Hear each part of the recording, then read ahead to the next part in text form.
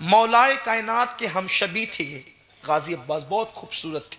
और कद इतना ऊंचा था, मौरखीन ने लिखा है, पता नहीं कहां तक उन्होंने इंसाफ किया है, कद इतना ऊंचा था कि जब ऊंट को चारा खिलाते थे तो उसकी पीठ पे हाथ रख के खिलाते ये, और सीने बड़े चौड़े थे। कुदरत ने बहुत हुस्न दिया था, नवाजा था। इसी हुस्न की वजह से उनको कमरे बनु हाशिम कहते हैं। 12 साल की उम्र में, यहां मुझे एक बात और याद है, एक सूफी बुजुर्ग की लिखी हुई बात है, बहुत अच्छी बात याद है। पहली जंग थी उस, यानी हजरत अब्बास की पहली जंग ये कैसे हो गई ये भी आपको सुना दो। सरकार मौलाए कायनात ने जब अपने पूरे खानदान के साथ जंग में शिरकत की तो सामने का लश्कर बड़ा कर्रोफर के साथ आया था। तो सरकार ने फरमाया, अली का कौन बेटा जाएगा, अली का कौन बेटा जाएगा उनसे लड़ने के लिए, मैं चाहता हूं अकेले कोई जाए। अली का कौन बेटा जाएगा अकेले, कि मैं चाहता हूं अकेला जाए। तो इमाम हसन उठे, अब्बा मैं, बाबा मैं। हुजूर ने कहा, मेरी बात पर तूने तवज्जो नहीं दी बेटे, हसन तूने मेरी बात पे तवज्जो नहीं दी। मैंने कहा अली का कौन बेटा जाएगा, ये नहीं कहा नबी का कौन बेटा जाएगा। तुम पैदा अली से हुए हो लेकिन हो औलादे मोहम्मद। हुजूर ने यही तो कहा ना कि मैं उनका उस्मा हूं, मैं उनका नसब हूं, मैं उनका असब हूं, और हसन और हुसैन मेरी बेटी के बेटे हैं, वो मेरे बेटे हैं। और कुरान ने भी उसको कह दिया, अब ना अना, हमारे महबूब के हमारे बेटे। तो कुरान जिन्हें नबी का बेटा कहे। अच्छा, कुरान ने नाम नहीं लिया, लेकिन हुजूर ने दोनों को साथ लेकर बता दिया कि बेटे तो यही दो हैं मेरे, बेटे तो यही दो हैं। तो कहा कि हसन मैंने नबी का बेटा नहीं कहा, मैंने अली का बेटा। तो तब हजरत अब्बास जो सिर्फ 12 साल के थे, खड़े हुए कहा, बाबा मैं जाऊंगा। और तूने कभी लड़ा तो नहीं है अब्बास, तू कैसे जाएगा? कहा मैं जाऊंगा, अली का बेटा हूं। बाबा अगर खैबर की याद ना दिला दूं तो कभी माफ नहीं करना।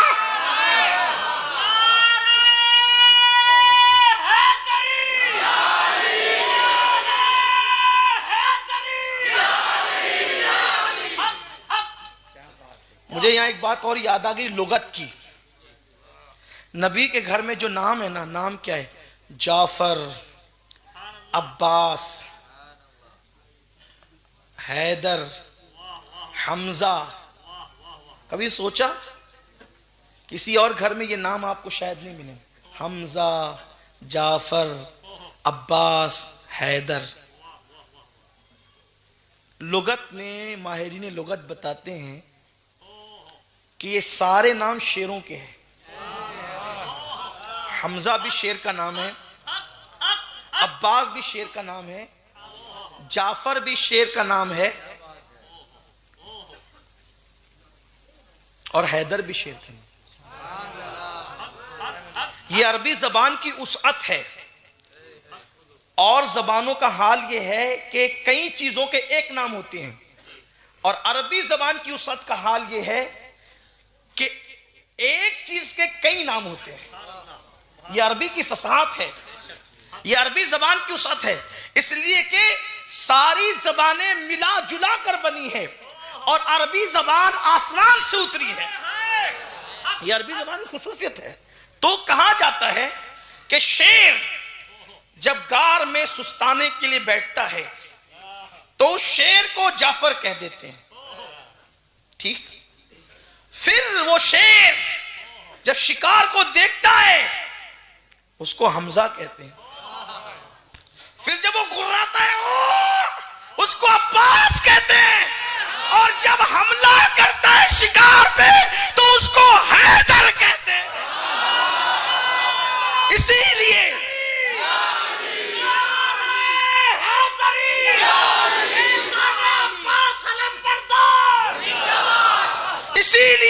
जब मरहब सामने आया तो मौला अली ने कहा था, मेरी मां ने मेरा नाम हैदरे कर्रार रखा है। एक है फर्रार भागने वाला, एक है कर्रार पलट पलट कर हमला करने वाला। तो मेरी मां ने सिर्फ हैदर नहीं, हैदरे कर्रार रखा है।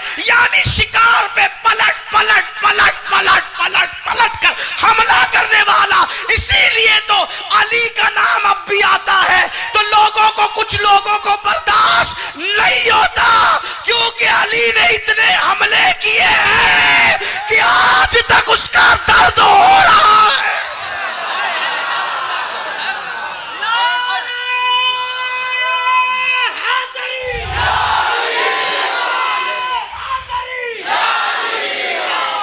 कभी जंजीर हिलती है, कभी दर कांप जाता है, कभी दीवार हिलती है, कभी दर कांप जाता है। अली का नाम सुनकर अब भी खैबर कांप जाता है।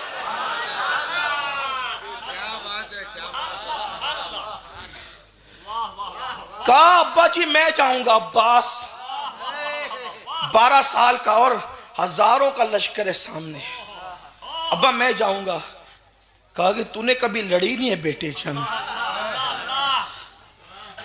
अच्छा ये भी बताऊं आपको, ये जो अब्बास है ना, गाजी अब्बास, मौला अब्बास, आज एक नशिस्त थी कुछ बुजुर्गों के साथ में, तो मैंने बताया कि जिस सिलसिले से हम लोग वाबस्ता हैं, महाराजा मुताहरा का वो जहाँ ख़ानदान मोरिस आला बिलग्राम शरीफ, हिंदुस्तान में वही खानका है।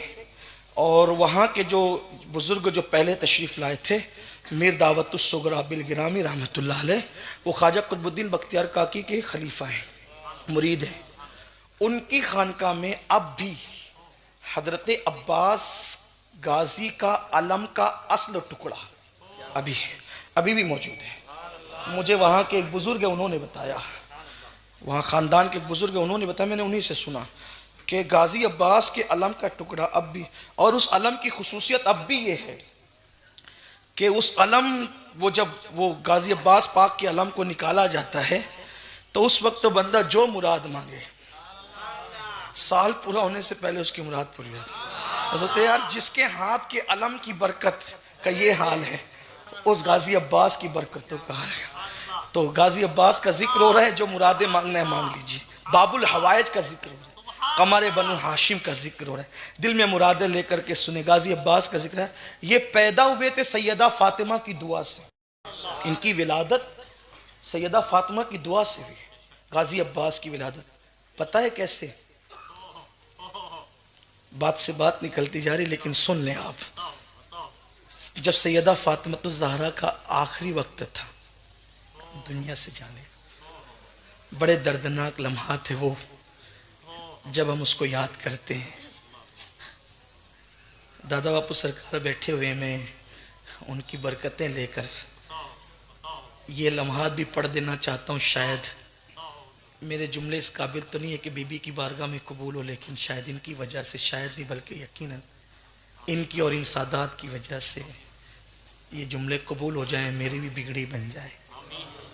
चाहता कुछ नहीं हूँ, बस इतना चाहता हूँ कि वो अपनी कब्र अनवर से इस वक्त मुस्कुरा कर देख लें, बस, और कुछ नहीं चाहिए।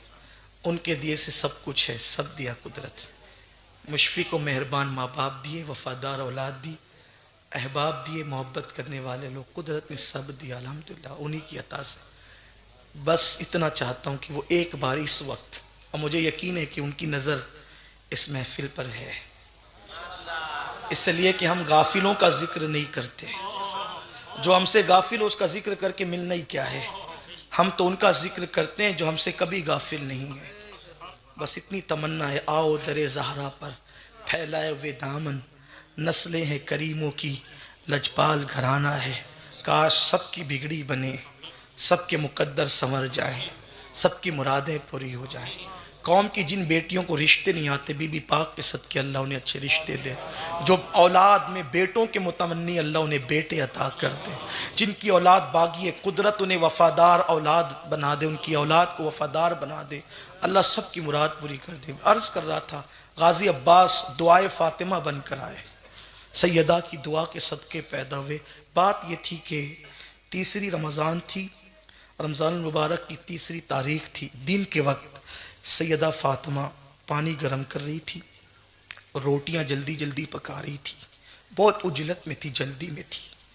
मौला पाक आए और पूछा, फ़ातिमा आज कुछ जल्दी में हो, पानी क्यों गर्म हो रहा है? कहा हसन हुसैन को नहलाने के लिए। तुम नहलाओगी? हाँ। क्यों? तुम तो नहीं नहलाती हो, ये जिम्मेदारी तो किसी और की, आज तुम नहलाओगी। हाँ, इसलिए कि अब्बा जान ने जो दिन बताया था मिलने का वो आ गया है। अपने यतीमों को नहला तो लूं,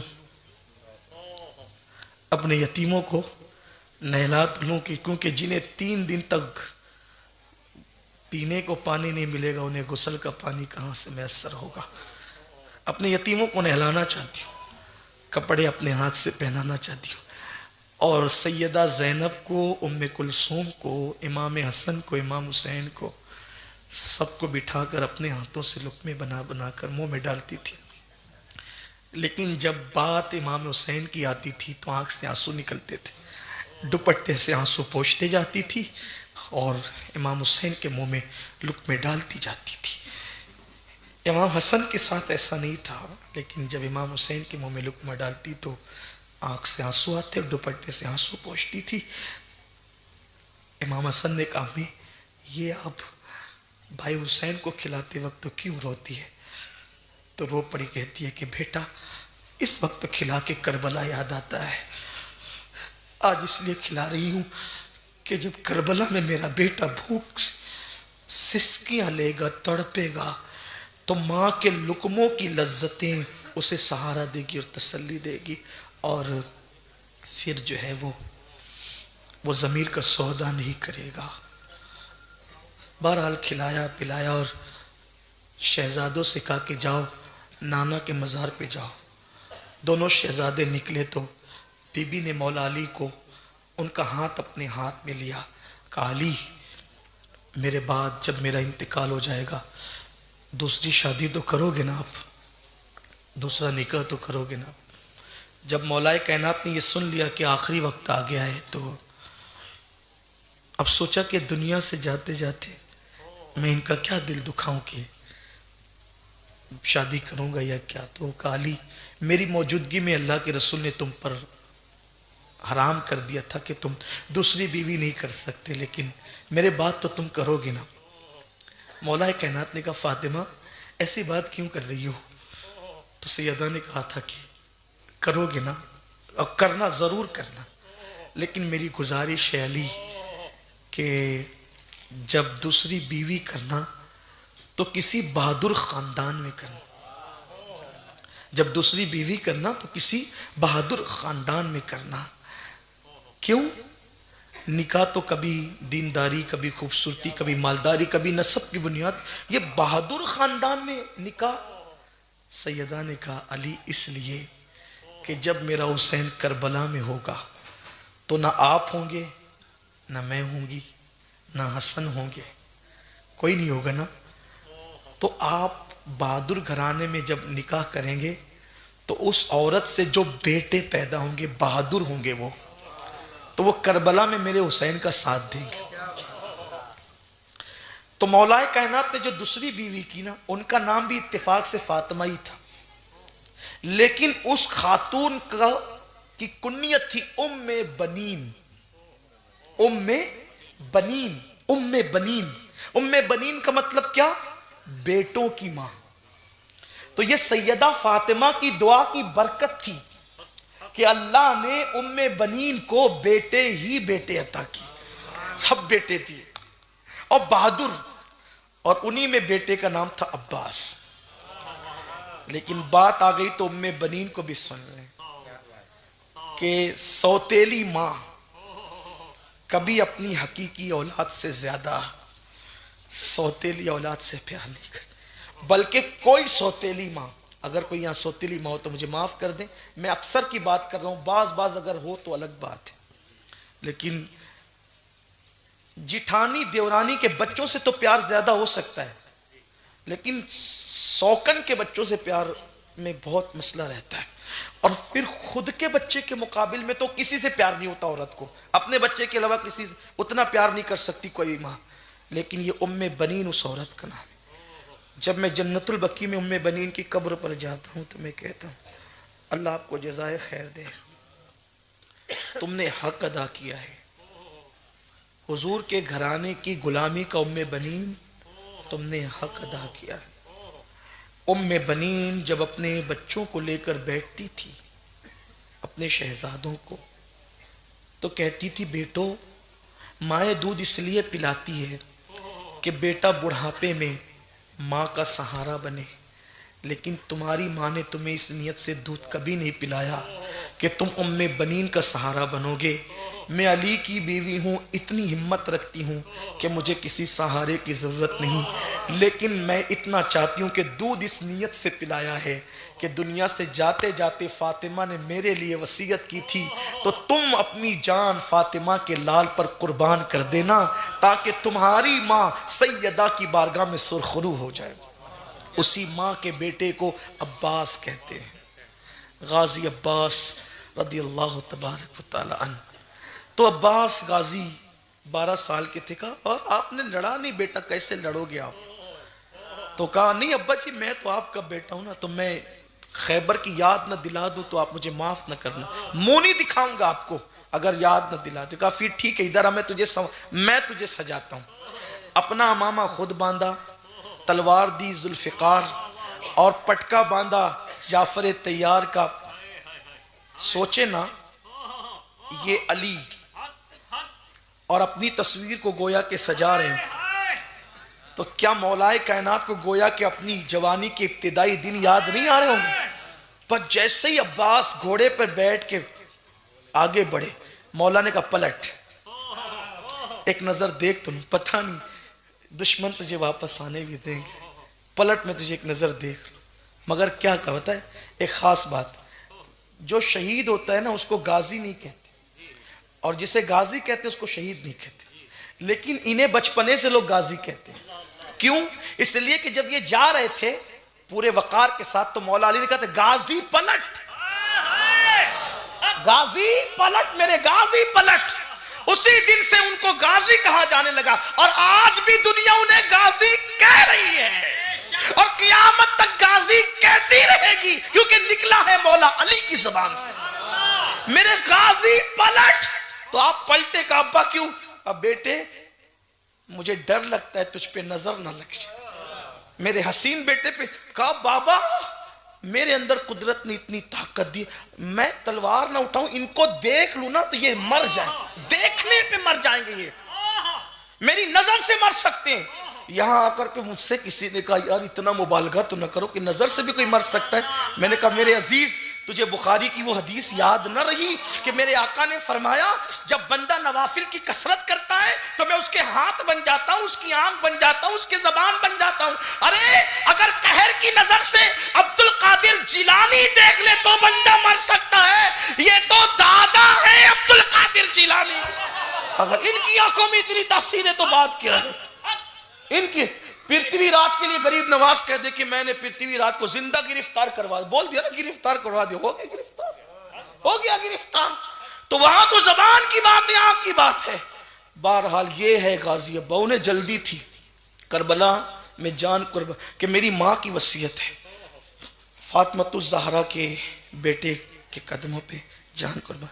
यहाँ ये अदब भी बता दूं आपको, आजकल अगर किसी के पास थोड़ा सा तकवा, परहेजगारी, इल्म, अमल आ जाए तो कहते यार ये सैयद लोग क्या है, हम भी तो कुछ है ना, तो हम भी इनके बराबर बैठे हैं, हम भी इनके साथ जो है वो कंधे से कंधा मिलाएं। अदब सीखना है तो अब्बास गाजी से सीखो, हैं? अली ही की औलाद है, लेकिन कभी इमाम हुसैन को भाई नहीं कहा। हाँ, अली ही की औलाद है, औलाद अली है, लेकिन कभी भाई नहीं कहा। इमाम हुसैन कहते तुम भाई क्यों नहीं कहते हो? कहा मौला मेरा बाप अली है और आपका बाप भी, लेकिन मेरी माँ कनीज है और आपकी माँ नबी की बेटी है। कनीज का बेटा आका की, आकाज़ादी की औलाद को भाई कैसे कहे? ये था अदब, अदब वालों को ये मर्तबे में। कद्र वाले जानते हैं कद्र शाने अहले बैत, ना कद्रों को क्या पता, उनके घर में बेइजाजत जिब्राइल आते नहीं। कद्र वाले जानते हैं कद्र शाने अहले बैत, कद्र वाले जानते हैं। तो गाजी अब्बास को जल्दी थी। जुमेरात के दिन जब इमाम हुसैन ने कहा कि आज नहीं कल, यही कह रहा था, दूर हो गए ना, भूल गए। मेरी कौम का यही सबसे बड़ा मसला है, जो जलसे ही में तकदीर भूल जाते हैं, वो फिर बाद में जाके अमल कब करना उन्हें।